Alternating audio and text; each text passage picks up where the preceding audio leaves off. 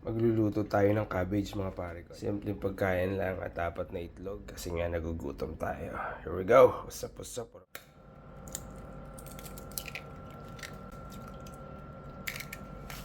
Kawali. Nilagyan ng mantika. Ang sibuyas bawang. Magkasabay na yan. Lagay na natin yan. Lagay na rin natin yan. Konti. Paminta. Lagay na natin ito mga pare kayo. Nilagyan ko ng konting soy sauce mga pare ko. Ayan o. Ito na yan mga pare ko. Sobrang simple lang o. Kain na tayo mga pare ko. Yan o. Ayos na buto-buto.